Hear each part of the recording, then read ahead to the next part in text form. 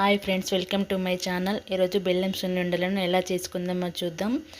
ఇది పిల్లల ఎదుగుదలకి, పిల్లలు బలంగా ఉండడానికి చాలా ఉపయోగపడుతుంది. ముందుగా స్టవ్ ఆన్ చేసుకొని దాని మీద ఒక మందపాటి కడాయి పెట్టుకోండి. అందులోకి ఒక 2 గ్లాసుల మినపగుళ్ళను వేసుకోవాలి. ఇప్పుడు ఫ్లేమ్ని లో ఫ్లేమ్లో పెట్టుకొని మినపగుళ్ళను గోధుమ కలర్ వచ్చే వరకు ఫ్రై చేయండి. ఆల్మోస్ట్ 20 to 25 మినిట్స్ టైం పడుతుంది. మెల్లిగా వేయించుకోవాలి. కలర్ ఇలా రావాలి. ఇప్పుడు ఇవి తీసి ఒక ప్యాన్లోకి వేసుకోండి. ఇప్పుడు ఈ మినపగుళ్ళు చల్లారబెట్టుకోవాలి. ఈ మినపగుళ్ళతోనే సున్నుండలు చేస్తే నోటికి చుట్టుకుంటుంది కాబట్టి ఇందులోకి ఒక 3 టేబుల్ స్పూన్ల రైస్ వేసుకొని ఇవి కూడా గోధుమ రంగు కలర్ వచ్చే వరకు ఫ్రై చేయాలి. ఈ విధంగా ఫ్రై చేసిన తర్వాత వీటిని కూడా చల్లారబెట్టుకోండి.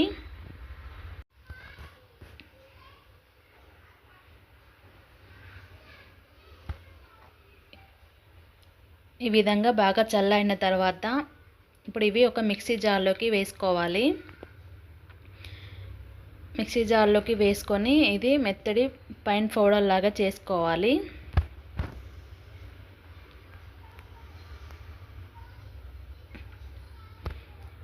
ఇప్పుడు ఈ పిండిని జల్లించుకోండి. ఇలా జల్లించుకోవడం వల్ల మెత్తడి పౌడర్ లాగా వస్తుంది. కొంచెం ఇలా ఉన్నది తీసి పక్కన పెట్టుకోండి. మీకు కావాలంటే వేసుకోవచ్చు ఇది కూడా. ఇప్పుడు ఇందులోకి ఒక 2 గ్లాసుల బెల్లం తీసుకోవాలి.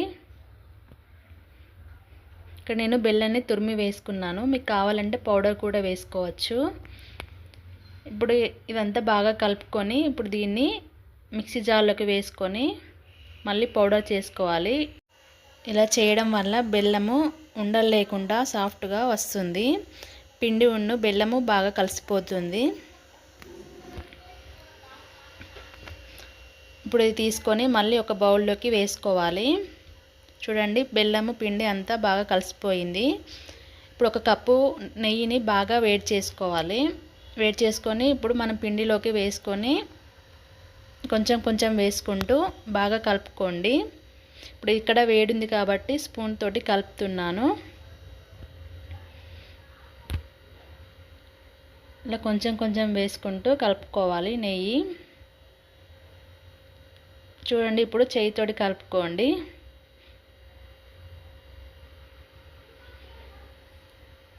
ఇంకా నెయ్యి సరిపోలేదు, మళ్ళీ కొంచెం వేసుకొని కలుపుకోండి.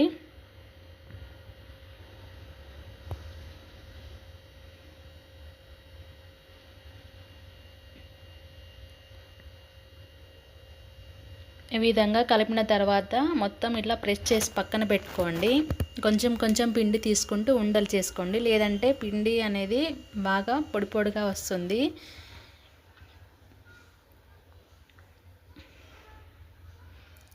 ఇలా 2 వేళ్ళతో ఇలా ప్రెస్ చేసుకుంటూ లడ్డూలు చేసుకోండి. చూడండి, ఇక్కడ లడ్డు ఎంత బాగా వచ్చిందో. చూడండి, ఇంకోటి కూడా చేసి చూపిస్తున్నాను. ఇలా చేసుకోండి. ఇదే విధంగా అన్ని లడ్డూలు చేసి పక్కన పెట్టుకోండి.